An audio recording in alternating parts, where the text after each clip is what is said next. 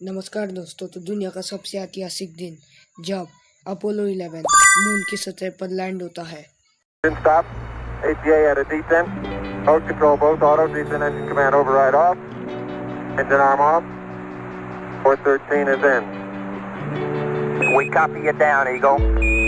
Listen, Tranquility Base here. The Eagle has landed. बहुत सारे लोगों को ये लगता है कि ये जो अपोलो 11 की मून लैंडिंग है ये बस एक दिखावा है जो कि अमेरिका ने करवाया, पर ये सब एक दिखावा नहीं है। तो चलिए जानते हैं द मिस्ट्री ऑफ अपोलो 11 आज के इस वीडियो में।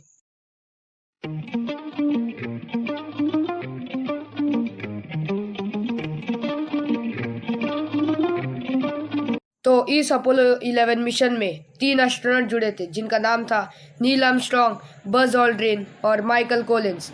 इनकी तस्वीर आप यहाँ पे देख सकते हैं।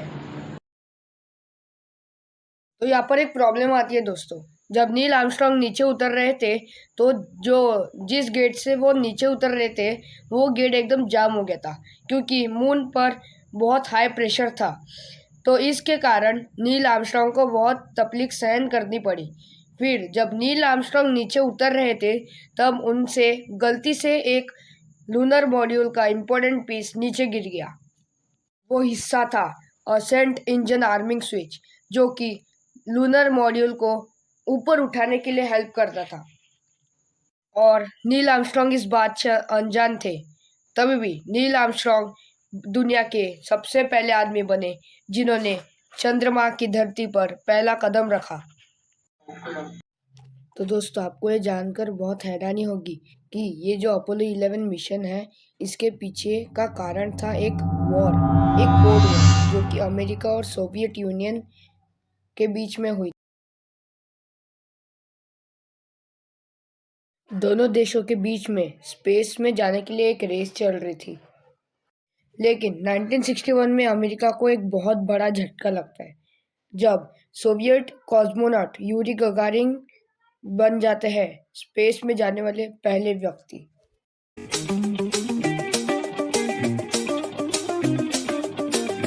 इसके सिर्फ एक हफ्ते बाद American president John F Kennedy अपने वाइस प्रेसिडेंट से पूछते हैं कि सोवियत यूनियन को कैसे हराया जाए। कोई ऐसा स्पेस प्रोग्राम है जो हम जल्दी कर सकते हैं जिस वजह से हमें एक ड्रामेटिक रिजल्ट मिले और हम इस रेस में आगे निकल जाए और सोवियत यूनियन को चौंका दे। 25 मई 1961 में ये वादा करते हैं पूरी दुनिया को। वो वादा करते हैं कि दशक खत्म होने से पहले वो इंसानों को चांद पर भेजेंगे और साथ ही साथ उन्हें वापस भी सही सलामत लाएंगे। Decade is out of landing a man on the moon and returning him safely to the earth. ये बहुत ही एक अनबिलीवेबल अनाउंसमेंट थी। उस जमाने में ना कोई फोन्स थे, ना इंटरनेट था, ना कोई जीपीएस था और कंप्यूटर्स भी बहुत पुराने थे। और उस जमाने में ये प्रॉमिस कर रहे कि इंसानों को चांद पर भेजेंगे। पूरी स्पेस एजेंसीज उस मकसद को पूरा करने के लिए पीछे लग जाती है। कुछ ही महीनों बाद टेस्टिंग चालू हो जाती है। सबसे पहले ये टेस्ट करते हैं उन रॉकेट्स का जो वो यूज करेंगे धरती से बाहर जाने के लिए। 1963 से 1967 के बीच में कई अनमैन्ड मिशन किए जाते हैं, मतलब ऐसे मिशंस जिसमें इंसान नहीं रहते हैं। मतलब जो रॉकेट उसमें यूज़ किए हैं उसमें एक भी इंसान बैठा नहीं था, वो बस ऐसे ही टेस्ट कर रहे थे। फरवरी 1967 में नासा प्रिपेयर करता है एक मैन्ड टेस्ट का, मतलब ऐसा टेस्ट जिसमें जो एस्ट्रोनॉट है वो स्पेसक्राफ्ट में बैठकर ऊपर जाएंगे। इस मिशन को नाम दिया जाता है अपोलो 1। लेकिन धरती पर हो रहे टेस्ट के दौरान 27 जन 1967 को इनके कैप्सूल में आग लग जाती है और ये तीनों एस्ट्रोनॉट मारे जाते हैं। इस दर्दनाक हादसे के बाद भी नासा आगे के मिशंस के लिए प्रिपेयर करता है। नासा प्रिपेयर करता है अपोलो 4, 5 और 6 के लिए। ये सारे ही मिशन अनमैन्ड थे टेस्टिंग के लिए। अक्टूबर 1968 में नासा प्लान करता है अपोलो 7 लॉन्च करने का। और यहाँ पे अटेम्प्ट करते हैं कि इंसानों को स्पेस में भेजा जाए और ये मिशन सक्सेसफुल होता है। नासा ठीक 2 महीने बाद दिसंबर 1968 में अपोलो 8 लॉन्च करता है, जिसमें 3 एस्ट्रोनॉट को बिठाया जाता है और चांद के पास तक ले जाया जाता है। ठीक 3 महीने बाद मार्च 1969 को नासा प्रिपेयर करता है अपोलो 9 का, जिसमें लूनर मॉड्यूल का टेस्ट करते हैं। वही लूनर मॉड्यूल जो चांद पर उतरेगा। ठीक 2 महीने बाद मई 1969 में अपोलो 10 मिशन लॉन्च किया जाता है। इसमें 3 एस्ट्रोनॉट को हर ट्रेनिंग दी जाती है जो अपोलो 11 के एस्ट्रोनॉट को दी जाएगी, एक्सेप्ट मून पर लैंडिंग। आप स्पीड देख रहे हैं नासा की। हर 2 से 3 महीने में नासा नए मिशंस लॉन्च करता है। रॉकेट्स की टेस्टिंग, स्पेसक्राफ्ट की टेस्टिंग, मून तक जाने की टेस्टिंग और फाइनली 16 जुलाई 1969 को अपोलो 11 लॉन्च होता है। 5, 4, 3, 2, 1, 0. All engine running. Liftoff. We have a liftoff. 32 minutes past the hour. Liftoff on Apollo 11. Mission का हिस्सा थे 3 एस्ट्रोनॉट जिनका नाम था माइकल कोलिंस, नील आर्मस्ट्रॉन्ग और Buzz Aldrin. Neil Armstrong commander थे, वो इस मिशन को लीड कर रहे थे। वही माइकल कोलिंस थे कमांड मॉड्यूल के पायलट और बज ऑल्ड्रिन थे लूनर मॉड्यूल के पायलट। इस अपोलो 11 मिशन का जो स्पेसक्राफ्ट था, इसके दरअसल 3 मेन पार्ट्स थे: कमांड मॉड्यूल, लूनर मॉड्यूल और सर्विस मॉड्यूल। मकसद यहाँ पर यह था कि जो लूनर मॉड्यूल है वही डिटैच होकर मून पर लैंड करेगा। वापस जाने के वक्त जो लूनर मॉड्यूल है वो ऊपर जाकर CSM मतलब कमांड एंड सर्विस मॉड्यूल से जाकर अटैच हो जाएगा।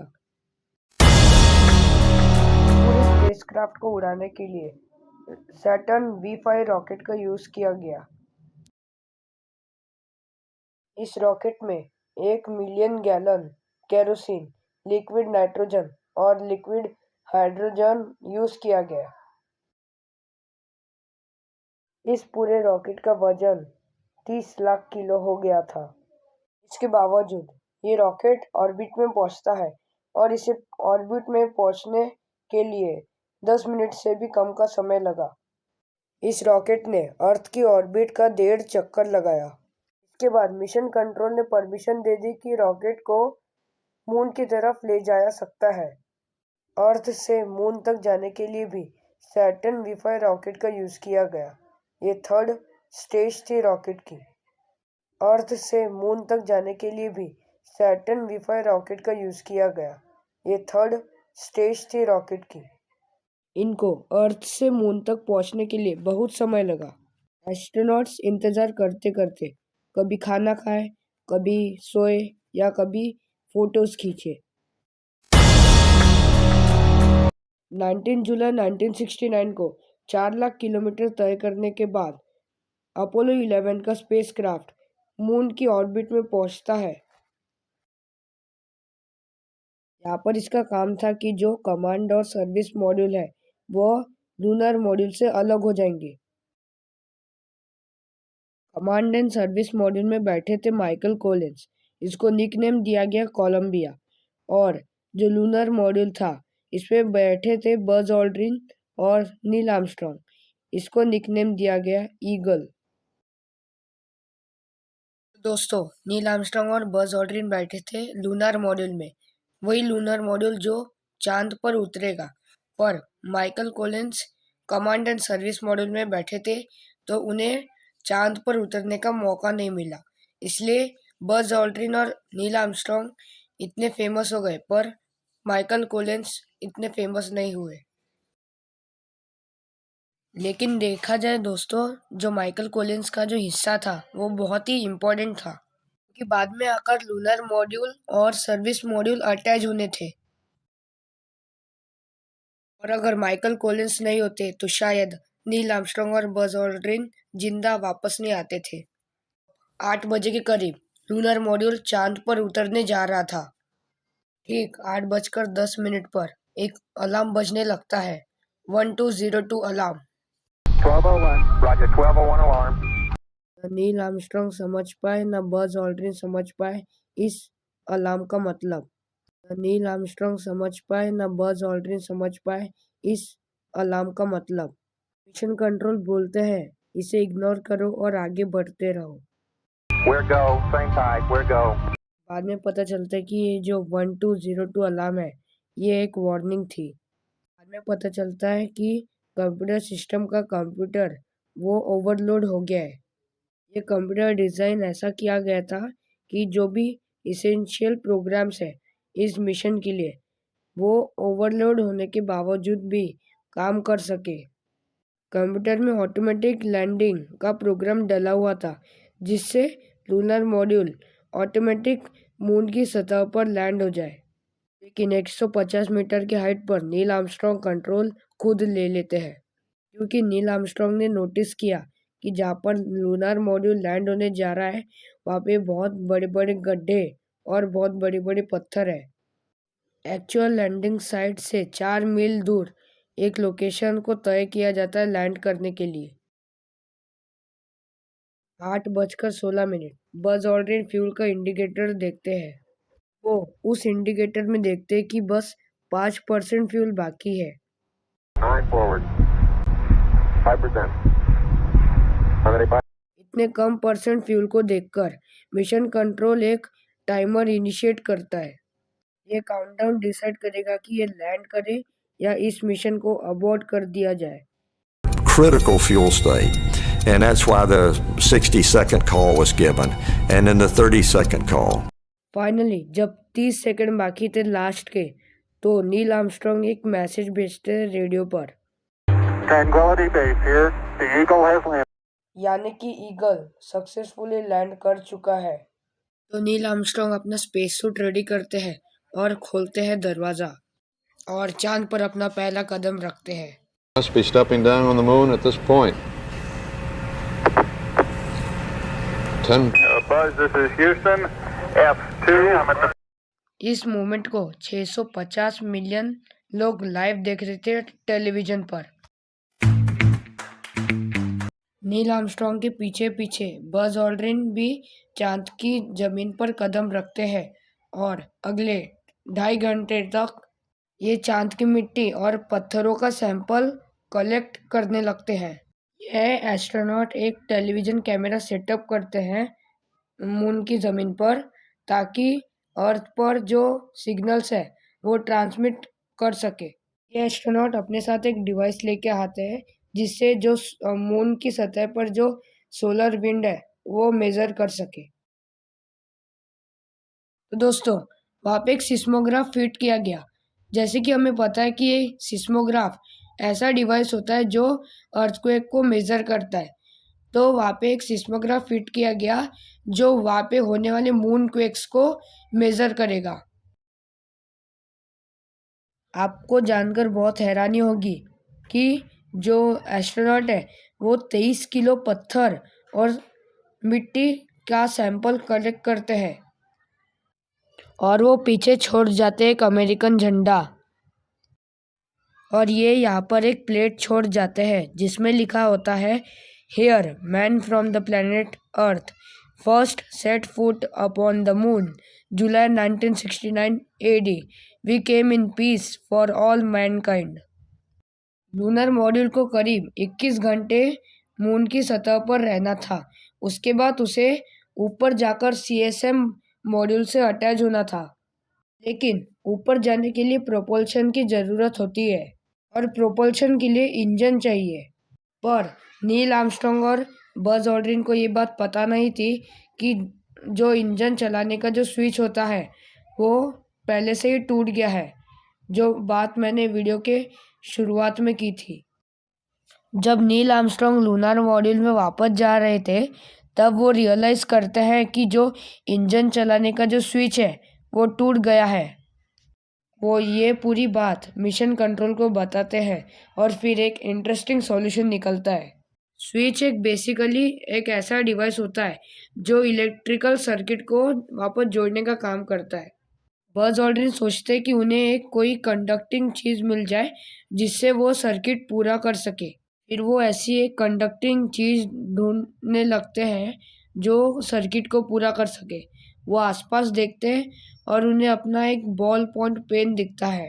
वो उस बॉल पॉइंट पेन का यूज़ करते हैं सर्किट को कंप्लीट करने के लिए और इंजन चालू करने के लिए। फाइनली लूनर मॉड्यूल ऊपर जाकर सीएसएम से अटैच हो जाता है। धरती पर लैंड करने के लिए एक प्लान बनाया गया था। उस प्लान के अनुसार जो कमांड मॉड्यूल है वो सर्विस मॉड्यूल से डिटैच हो जाएगा। ये तीनों एस्ट्रोनॉट कमांड मॉड्यूल में बैठे बैठे देखते हैं कि लूनर मॉड्यूल के जो डेब्रिस है वो कैसे इधर उधर उड़ रहे हैं।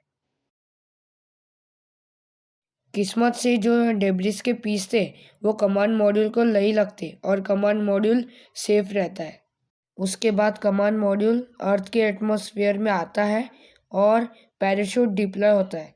उसके बाद कमांड मॉड्यूल समुद्र में लैंड हो जाता है। तीनों के तीनों एस्ट्रोनॉट जिंदा है और सेफ है। समुद्र में रेस्क्यू शिप्स के द्वारा इन तीनों एस्ट्रोनॉट को इवैक्यूएट किया जाता है। ये मिशन बहुत ही हार्ड था। लगभग हर स्टेप पर इनको एक प्रॉब्लम फेस करनी पड़ी। इन तीनों एस्ट्रोनॉट ने सभी प्रॉब्लम से डील की और धरती पर सेफली आ गए। बाद में फिर इन तीनों एस्ट्रोनॉट्स को क्वारंटीन किया गया क्योंकि चांस बहुत हाई था कि वो मून से एक पैथोजन लेकर आए हैं या कोई हार्मफुल डिजीज लेकर आए हैं। और इन तीनों एस्ट्रोनॉट को 2 हफ्ते के लिए क्वारंटीन कर दिया गया, बट थैंकफुली ऐसा कुछ हुआ नहीं। यूएस के प्रेसिडेंट जॉन एफ कैनेडी ने कहा था कि दशक खत्म होने से पहले वो इंसानों को चांद पर भेजेंगे और ये अमेरिका ने कर दिखाया।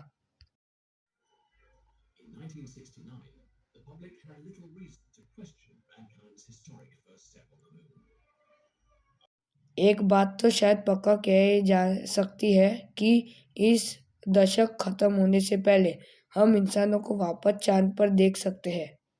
अगर ये वीडियो अच्छा लगे तो सब्सक्राइब करें। तो मिलते हैं अगले वीडियो में। धन्यवाद।